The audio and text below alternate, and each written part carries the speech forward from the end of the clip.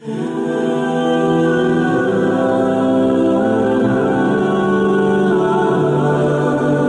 دن حضور سیر کرتے کرتے مدینۃ المنورہ سے باہر کسی چراگاہ میں تشریف لے گئے. وہاں ایک قافلے نے پڑاؤ کیا ہوا تھا، تو ان کے سرخ رنگ کے اونٹ چل رہے تھے. ایک اونٹ حضور کو پسند آ گیا، اس کے بخت پہ حضور کو پسند آ گیا. تو حضور نے ان سے کہا کہ یہ اونٹ بیچتے ہو؟ انہوں نے بیچنا تھا یا نہیں بیچنا تھا. حضور نے پوچھا تو کہا جی بیچتے ہیں.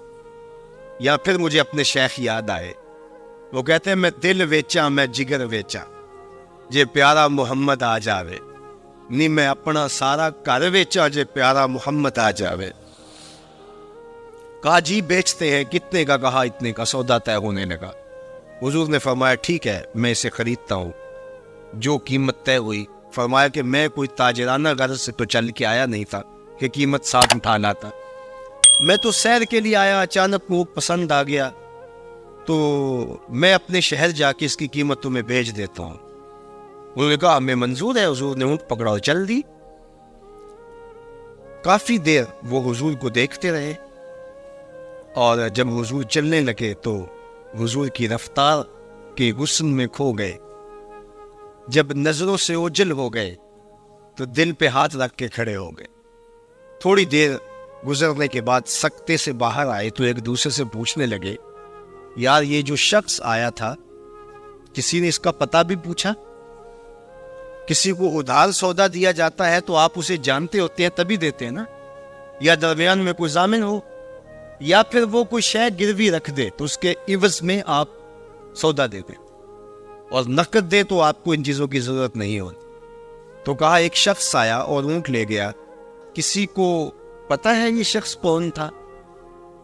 تو انہوں نے کہا نہیں ہمیں نہیں پتا. یار عجیب کہانی ہے. ایک شخص آیا قیمتی اونٹ لے گیا اور اپنا پتہ بھی نہیں بتا کے گیا، کوئی درمیان میں ضامن بھی نہیں رکھا اس نے، اور کوئی شے بھی گروی نہیں رکھی. ایک بولا یار جب وہ باتیں کرتا تھا اس کے منہ سے نور جھڑتا تھا، میں تو اس کے چہرے کو دیکھتا رہ گیا.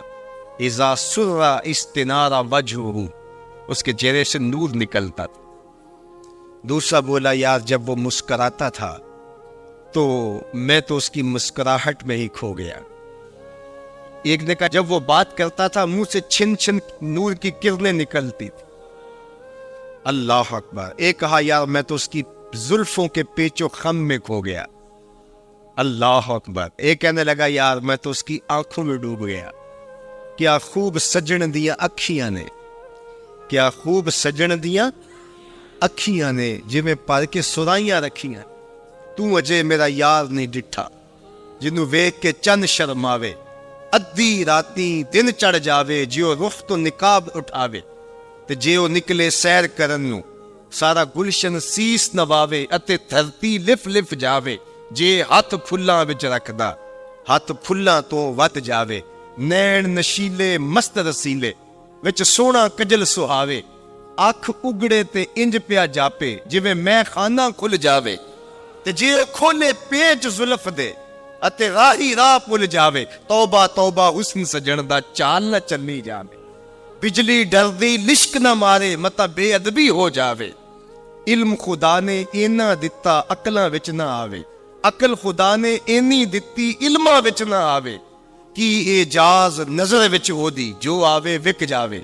خلق او دے نے مولئی دنیا، کوئی ورلائی جان بچاوے. آزم ایڈا سونا ماہی سانو کدرے نظر نہ آوے. انہوں نے کہا یار ہم تو اس کے حسن میں کھو گئے، کسی کو یاد ہی نہیں رہا، اس کا پتہ پوچھ لیتا. انہوں نے کہا جو بھی ہوا سو ہوا. اب وہ اپنے حسن کا جادو جگا کے تم سے قیمتی اونٹ ہتھیا کے لے گیا، اب وہ نہیں آئے گا. تو جب انہوں نے یہ کہا نا اونٹ ہتھیا کے لے گیا، امام زرقانی نے لکھا ہے باقی لوگوں نے بھی کہ اب تک خاموش بیٹھی قافلے کے سردار کی بیوی نے خیمے کا پردہ سرکایا، اور جنہوں نے کہا وہ اونٹ ہتھیا کے لے گیا ان سے مخاطبت کرتے ہوئے اس نے کہا انا ضامنۃ لسامان جمالکم لا یغدر بکم. اگر وہ پیسے دینے نہ آیا تو میں ضامنہ ہوں، مجھ سے پیسے لے لینا. اچھا تو جانتی اسے؟ کہا اللہ میں بھی نہیں جانتی. تو کہا پھر ضمانت کیسے دے رہی ہو؟ کہا جب تم سودا کر رہے تھے میں نے خیمے کی اوٹ سے اس کا چہرہ دیکھا تھا، اور جس کا چہرہ اتنا سونا ہو وہ جھوٹا ہو ہی نہیں سکتا ہے۔ اللہ اکبر۔ ابھی تھوڑی دیر گزری، فلما کان العشاء اتانا رجل فقال انا رسول اللہ صلی اللہ علیہ وسلم الیکم ھذا تمرکم وکلوا واشبعوا واقتالوا واستوفوا۔ کہتے ہیں کہ وہ ایک شخص آیا، اس نے کہا یہ کھجوریں حضور نے تمہاری ضیافت کے لیے بھیجی ہیں، اور ان کھجوروں سے اپنی قیمت پوری کر لو۔ انہوں نے کہا کہ ہم قیمت کیا لیں گے، خود بک گئے، تیری تک کے اداوا میں مرید ہو گئے، ہمیں بتا وہ پیارا رہتا کہاں ہے؟ تو انہوں نے کہا وہ جو نخلستان نظر آ رہا ہے، اور کھجوروں کے جھنڈ دکھائی دے رہے ہیں، یہی ڈیرا ہے اس مدنی ماہی کا۔ تو سارا قبیلہ وہاں سے اٹھا، وفد طارق کے نام سے اس کی شہرت ہے، اور حضور کے قدموں میں گیا اور حضور کے ہاتھوں میں ہاتھ دے کے اسلام قبول کر۔ اللہ نے اپنے محبوب کا چہرہ ہی ایسا بنا دیا، دیکھنے والے کہا کرتے ہیں اللہ اللہ، یاد آتا ہے خدا دیکھ کے صورت تیری۔ آقا کریم نے صفوں کو سیدھا کرنے کی تلقین کرتے ہوئے کہا کہ مت سمجھنا کہ میں صرف آگے دیکھ رہا ہوں، میں آگے بھی دیکھ رہا ہوں، میں پیچھے بھی دیکھ رہا ہوں، تمہارے رکوعوں کو بھی دیکھ رہا ہوں، اور دلوں میں پیدا ہونے والے خشوعوں کو بھی دیکھ رہا ہوں۔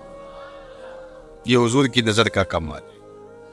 اور حضرت عبداللہ ابن عباس رضی اللہ تعالیٰ عنہ فرماتے ہیں کان رسول اللہ صلی اللہ علیہ وآلہ وسلم یرا فی اللیل فی الظلمہ کما یرا فی النہار فی الضوء۔ حضور رات کی تاریکی میں یوں دیکھتے تھے جس طرح دن کے اجالے میں دیکھتے تھے۔ میں نہیں دیکھ سکتا، یہ دیکھو یہ روشنیاں ہیں، یہ لائٹیں لگی ہوئی ہیں، اور میں یہاں سے دیکھ رہا، اگر یہ چراغاں ختم ہو جائے، یہ روشنیاں بجھ جائیں، تو وہ دور چیزیں لکھی ہوئی ہیں وہ تو دکھائی نہیں دے گی، یہ کتاب میری جھولی میں بھی ہوگی میں پھر بھی نہیں دیکھ سکوں گا، اس لیے کہ میری آنکھیں نور ہیں، لیکن یہ اتنی دیر تک نہیں دے سکتی جب تک یہ خارج کی روشنی بھی موجود نہ ہو۔ لیکن حضور سراپا نور ہیں، حضور ظلمت میں بھی دیکھتے تھے، روشنی میں بھی دیکھتے تھے۔ چونکہ میری آنکھیں ان روشنیوں کی محتاج ہیں، کائنات کی ساری روشنیاں شمس و قمر بھی میرے حضور کے محتاج ہیں، اس لیے حضور علیہ الصلوۃ والسلام شمس و قمر کی روشنی کے محتاج نہیں تھے۔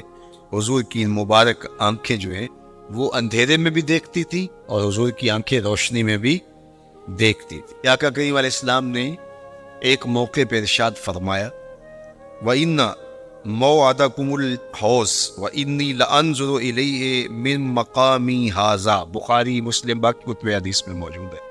فرمایا کہ تمہارا جو حوض کوثر پر وعدہ ہے جہاں میں تمہیں جام بھر بھر کے دوں گا، فرمایا میں یہاں کھڑا ہوں اور یہاں کھڑے ہو کے اس کو دیکھ رہا۔ حضور یہاں کھڑے ہیں اور وہاں دیکھ رہے۔ ایک دن حضور صلاۃ الاستسقاء پڑھا رہے تھے، جب بارش نہ ہو رہی ہو تو اس کی جو نماز پڑھائی جاتی ہے اللہ کے حضور دعا کرنے کے لیے، تو اس کو صلاۃ الاستسقاء کہا جاتا ہے۔ ام المومنین سیدہ عائشہ رضی اللہ تعالیٰ عنہا سے مروی ہے۔ تو نماز پڑھاتے پڑھاتے حضور نے ہاتھ آگے کیا پھر پیچھے کھینچ لیا، تو عمومی طور پہ ایسا نہیں ہوتا۔ تو صحابہ نے جب دیکھا تو بعد میں کسی نے پوچھا حضور آج نماز میں آپ نے ہاتھ آگے بڑھایا اور پیچھے کھینچ لیا، مجھے بتائیے کہ حالت نماز میں نظر کہاں ہونی چاہیے؟ جائے سجدہ پہ ہونی چاہیے نا، لیکن صحابہ حضور کو دیکھ رہے۔ اللہ صحابہ سے کسی نے پوچھا کہ تم بتاؤ ظہر اور عصر کی نمازوں میں حضور قرات کرتے تھے؟ کہاں کرتے تھے؟ بخاری میں۔ تمہیں کیسے پتا ہے کرتے تھے؟ کہا نحن نعلم باضطراب لحیتہ، ہم حضور کی مبارک داڑھی کی جنبش سے اندازہ کرتے تھے کہ قرات ہو رہی ہے۔ معلوم ہوا نماز بھی چلتی رہتی تھی، رخ محبوب کی دید بھی ہوتی رہتی۔ اور اقبال کہتا ہے شوق تیرا اگر نہ ہو میری نماز کا امام، میرا رکوع بھی حجاب میرا سجود بھی حجاب۔ اللہ اکبر۔ تو حضور نے ہاتھ آگے بڑھایا اور پھر کھینچ لیا۔ پوچھا گیا حضور یہ آج نماز میں ایک نئی چیز ہم نے دیکھی، آپ نے ہاتھ آگے بڑھایا پھر کھینچ لیا۔ فرمایا ہاں، جنت میں کھجوروں کا ایک خوشہ لٹک رہا تھا، میں اس کو توڑنے کے لیے ہاتھ ڈالا تھا پھر میں نے چھوڑ دیا، اور اگر میں توڑ لیتا تم قیامت تک کھاتے رہتے، ختم نہ ہوتا۔ لیکن میں نے کہا نہیں، چلو پھر قیامت کو ہی صحیح۔ اب حضور کھڑے کہاں ہیں؟ مدینۃ المنورہ میں، اور جنت کہاں ہے؟ سدرۃ المنتہا سے اوپر۔ سر پٹ گھوڑا دوڑے، اور تیز رفتار گھوڑا، تازی گھوڑا، 500 سال دوڑنے کے بعد پہلے آسمان تک پہنچے۔ پھر اتنی موٹائی آسمان، پھر دوسرا آسمان، پھر تیسرا آسمان، درمیان میں پھر خلائیں بھی، پھر وہاں سے 7 آسمانوں کے بعد کہیں سدرۃ المنتہا۔ اور قرآن بتاتا ہے کہ جنت بھی سدرۃ المنتہا کے پاس ہے، پھر آگے جنت۔ اور جنت کے جو درخت ہیں وہ 70,000 سال کی اونچائی پر، وہاں لٹکتی ہوئی کھجوروں کے خوشے۔ اور حضور علیہ السلام نے یہاں کھڑے ہو کے ہاتھ بڑھایا، اور وہاں حضور کا ہاتھ پہنچ گیا۔ یہ ہاتھ کے پہنچنے کی منتہا نہیں ہے، ضرورت یہاں تک کی تھی لہٰذا یہاں تک پہنچا، اگر ضرورت اس سے آگے کی ہوتی تو آگے بھی پہنچ جاتا۔ تو حضور کا ہاتھ یہاں سے یہاں تک پہنچا۔ یہ حدیث پاک میں نا، میں اور آپ ہاتھ اٹھائیں تو ہمارا ہاتھ کہاں تک پہنچتا ہے؟ 5 فٹ قد ہے تو 3 فٹ اوپر ہاتھ پہنچ جائے گا، تو ہمارا ہاتھ 8 فٹ تک پہنچے، زمین سے 8 فٹ تک۔ چلو کسی کا 9 فٹ تک پہنچے گا، کچھ چھلانگ لگا کے اچھل کے اوپر لے جائے گا تو 10 فٹ تک پہنچ جائے گا۔ البتہ ہماری نظر بہت تیز، ہماری نظر پہلے آسمان کے ٹمٹماتے ہوئے ستارے دیکھتی، دوسرے آسمان کے ستارے بھی دکھائی دیتی، تیسرے آسمان کے ستارے چاند سورج میں دکھائی دیتے۔ ہمارا ہاتھ 3 فٹ تک یا 10 فٹ تک پہنچتا ہے، نظر تیسرے آسمان تک پہنچتی ہے، اور جس کا ہاتھ جنت تک پہنچتا ہے اس کی نگاہ کہاں تک پہنچتی ہو، اس کی نظر کا کمال کیا ہو۔ اس لیے فرمایا انی ارا ما لا ترون واسمع ما لا تسمعون، جو میں دیکھتا ہوں وہ تم نہیں دیکھتے، جو میں سنتا ہوں وہ تم نہیں سنتے۔ اپنے حواس کو نبی کے حواس پر قیاس کرنا یا نبی کے حواس کو اپنے حواس پہ قیاس کرنا سوائے جہالت کے اور کچھ نہیں ہے۔ چے نسبت خاک را بعالم پاک، کہاں ہم کہاں ان کی ذاتیں بابرکات۔ اس لیے فرمایا انی ارا ما لا ترون واسمع ما لا، جو میں دیکھتا ہوں وہ تم نہیں دیکھتے، اور جو میں سنتا ہوں وہ تم نہیں سنتے۔ اللہ اکبر۔ ہماری آنکھیں تو چمکتے ہوئے سورج کو دوپہر کے وقت نہ دیکھ پائیں، چندھیا جائیں، آنکھوں میں پانی اترنے لگے، اور محبوب کی آنکھیں بے حجاب دیدار رب کریں۔ اور قرآن کہے ما زاغ البصر وما، آنکھ چندھیائی بھی نہیں اور حد ادب سے تجاوز بھی نہیں کیا۔ حضور جب گھر تشریف لے جاتے تو صحابہ تو بیٹھی مسجد نبوی میں رہتے، دور دور سے آئے ہوتے، اور حضور سے دین لینا ہوتا انہوں نے، تو آقا کریم نے اگر واپس تشریف لانا ہوتا تو حضور اپنے موزے مبارک، اپنے نالین وہیں دروازے پہ چھوڑ دیتے، تو اس کا مطلب یہ ہوتا، اشارہ سائن یہ ہوتا کہ میں ابھی آیا۔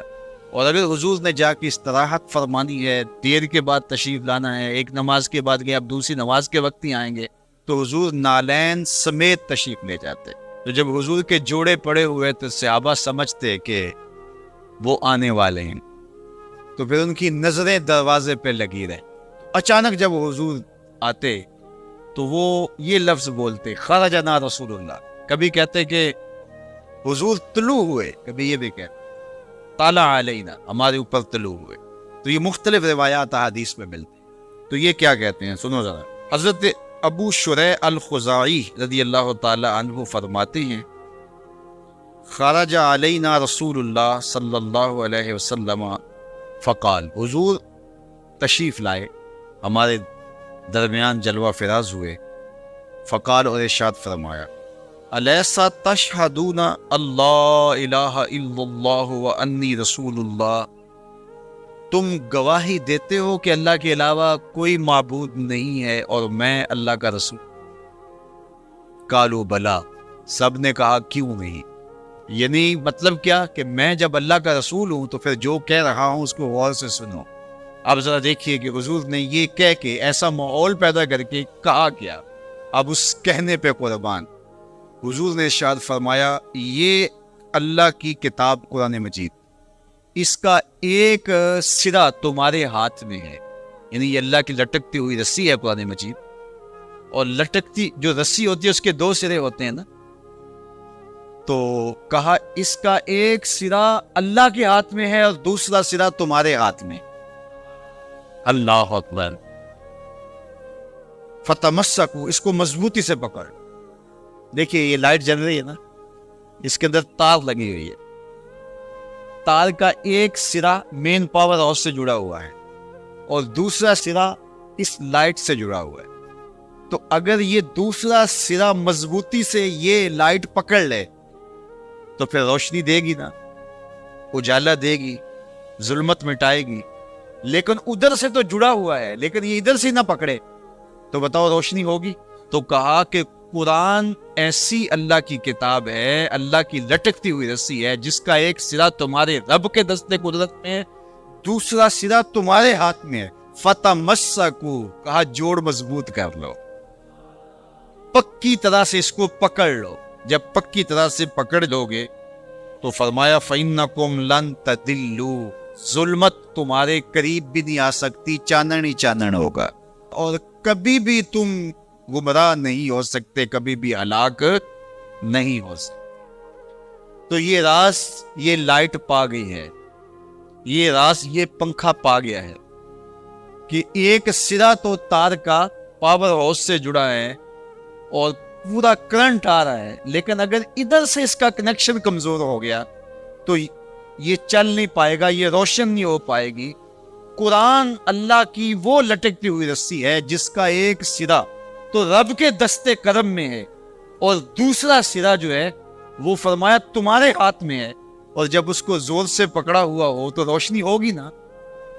تو جب یہ تصور آتا ہے کہ یہ قرآن اللہ کی لٹکتی رسی ہے، حبل ممدود من السماء الى الارض، آسمان سے زمین کی طرف لٹکتی ہوئی اللہ کی رسی ہے، تو جب زور سے اس کو پکڑیں گے، مضبوطی سے تھامیں گے، ایقان کے ساتھ، یقین کے ساتھ تمسک کریں گے، تو پھر باطن میں چراغاں کیوں نہیں ہوگا، تو پھر کرنٹ کیوں نہیں آئے گا، پھر کیوں جو ہے وہ توانائی پیدا نہیں ہوگی. تو پھر تو ایک عجیب کیفیت پیدا ہوگی نا کہ یہ وہ قرآن ہے جس کا ایک سرا رب کے دستے کرم میں اور ایک سرا ہمارے ہاتھ میں ہے. کتنی خوبصورت میرے حضور نے مثال دی. تو اس سے ہدایت ہی ہدایت، نور ہی نور اور روشنی ہی روشنی نصیب ہوگی.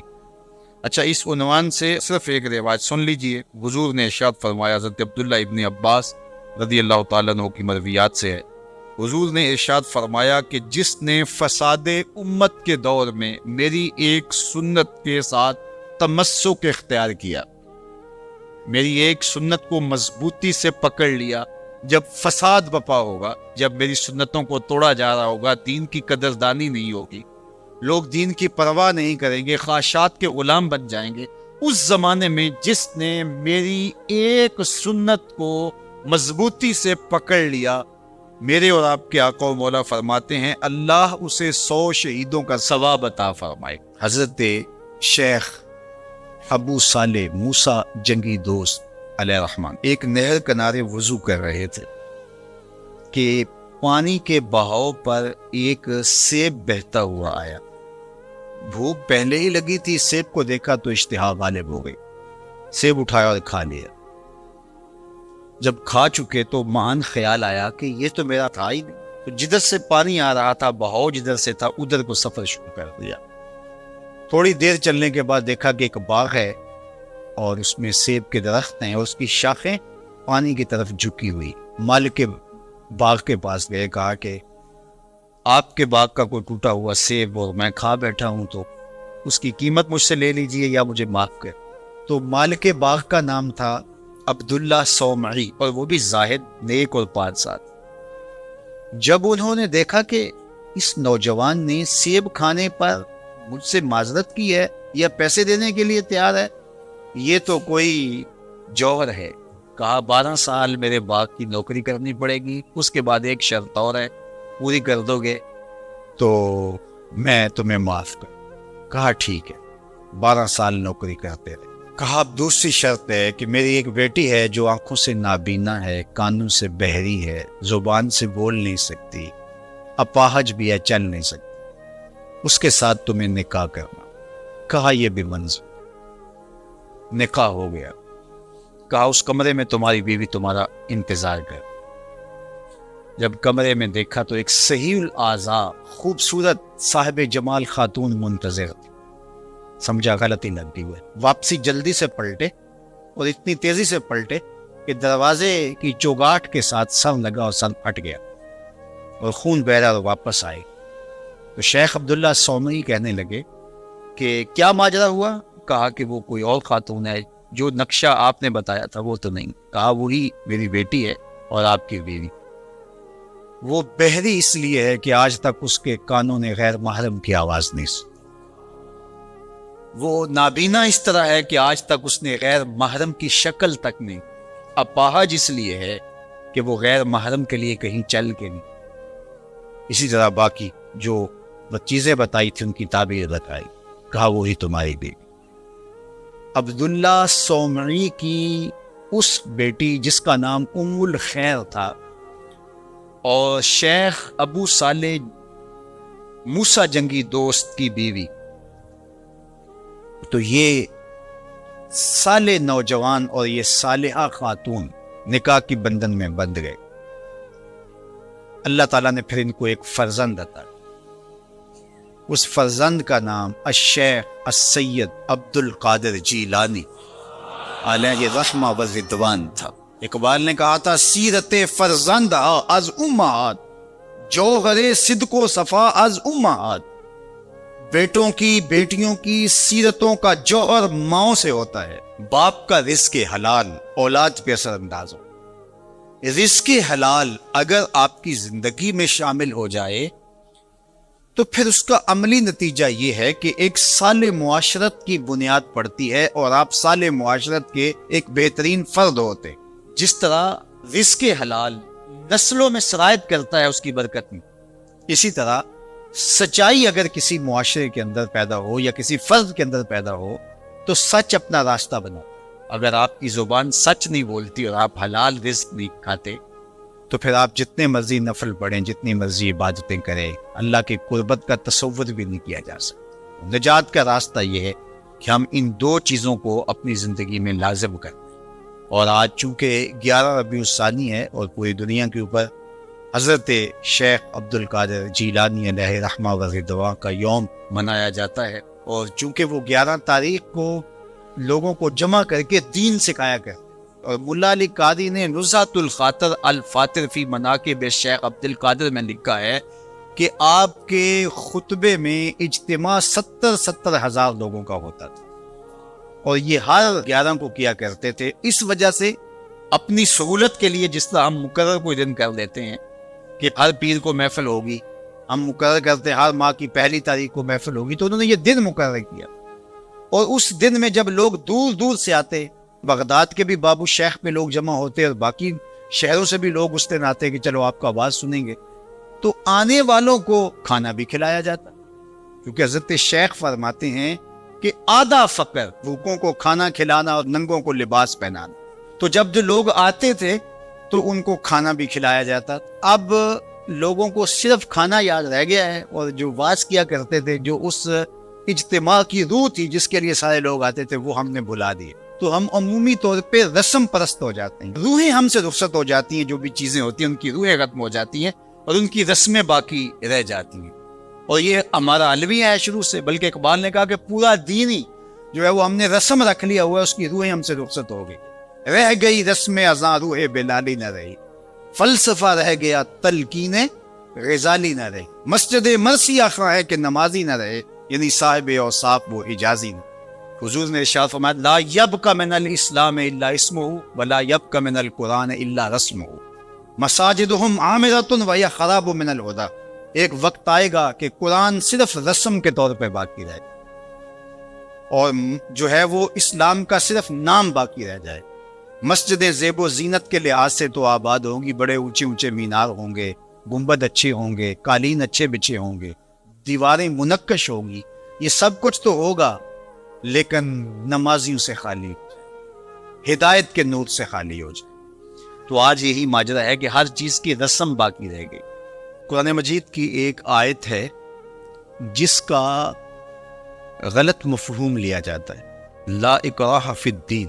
تو اس کا جو مفہوم لیا جاتا ہے عمومی طور پہ وہ یہ ہے کہ دین میں کوئی جبر نہیں ہے، اور جبر سے مراد مذہب بیزار طبقہ یہ لیتا ہے کہ کسی قسم کا کوئی قانون اور کوئی ضابطہ جو مذہب عائد کرتا ہے وہ نہیں ہے۔ تو یہ مولویوں کی پیدا کردہ سختی ہے، اور انہوں نے دین کو مشکل بنا دیا ہے، اور حدود و تعزیرات، قوانین، ضوابط، چور کا ہاتھ کاٹو، زانی کو سنگسار کرو، کوڑے مارو حد قذف میں، اور مختلف اوقات کے اندر مختلف عبادتوں کا لزوم۔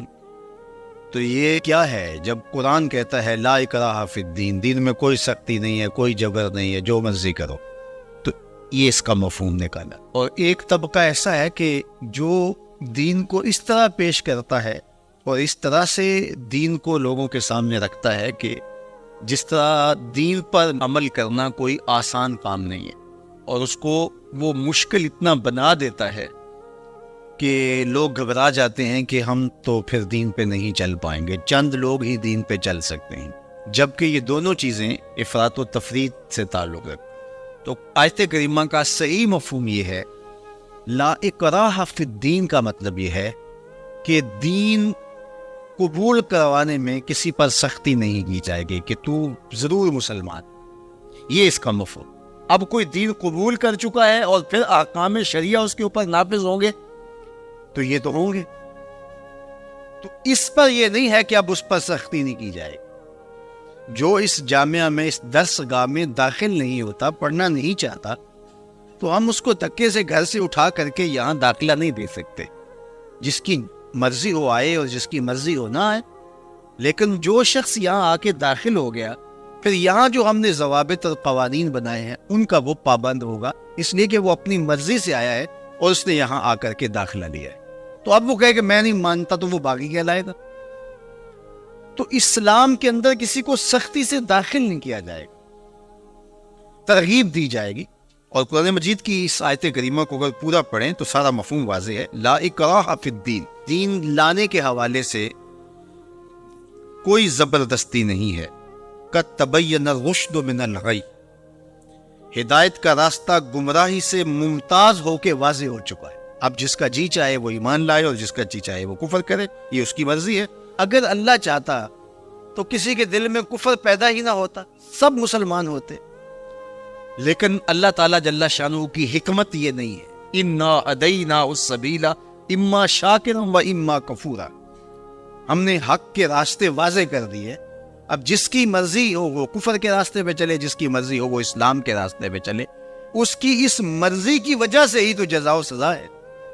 اگر اس کی مرضی سلب کر لی جائے اور وہ ایمان لانے پہ مجبور ہو تو پھر اس کا یہ کمال کون سا ہو؟